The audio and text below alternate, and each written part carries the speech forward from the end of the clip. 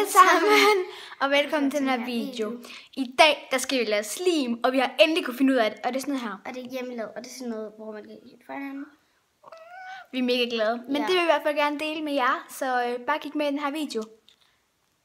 Og det, I skal bruge, er så noget hobbylim, bare fra tieren, eller bare, ja, vi har i hvert fald brugt det her. Og noget natron. Og så noget kontaktlinsevæske, og vi bruger bare den her. Og en skål og 2 skeer. Vi har lige stillet den her kamera herned, så I lige bedre kunne se, hvad det var, vi lavede. Ja. Okay, vi starter så med vores hobbylim. Og man skal ikke bruge barberskum. Og vi bruger bare det hele.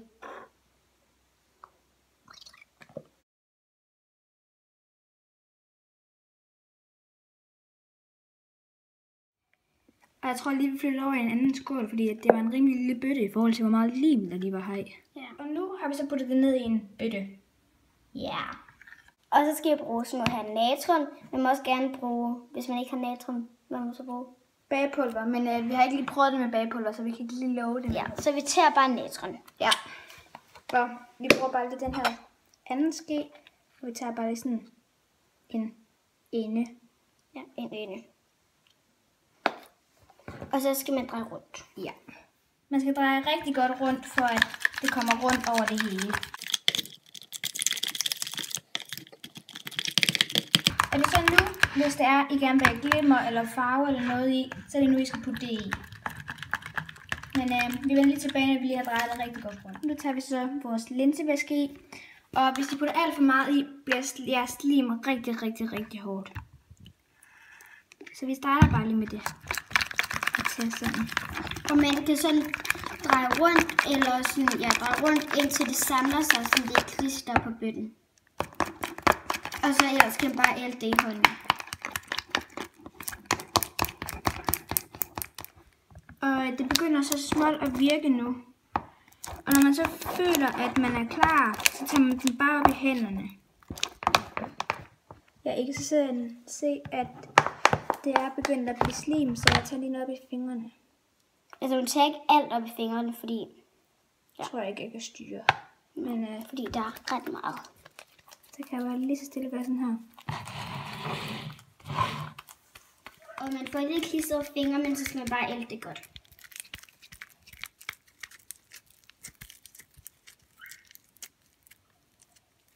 Det ligner bare noget, der overhovedet ikke virker, men det gør det altså, det kan vi se. Nu kan I så se, at altså det er ikke det hele vel, men man skal i hvert fald ælte det mega godt. Der har vi noget, som vi lige har stået og æltet, som er blevet godt. Vi har så vores slim her. Og det er ikke alt. Nej, det er overhovedet ikke alt, men som I kan høre, siger den der kliklyd.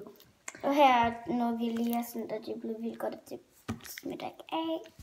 Mega nice. Men i hvert fald, så har vi lige en hel bøtte, vi også lige skal have gjort det her med. Ja. Så vi vender lige tilbage, når vi sådan er færdige med det hele.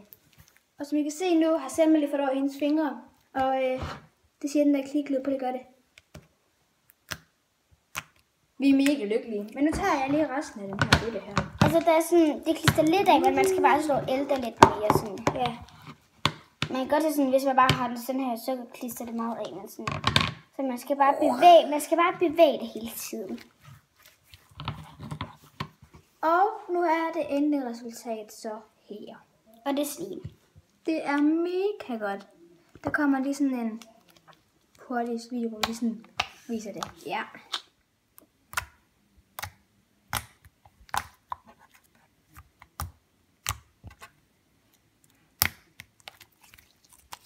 Det er mega dejligt. Jeg håber rigtig meget, at I kunne lide den her video, og det lykkedes for jer, hvis I har lavet det. Så vi ses i vores næste video. Hej hej!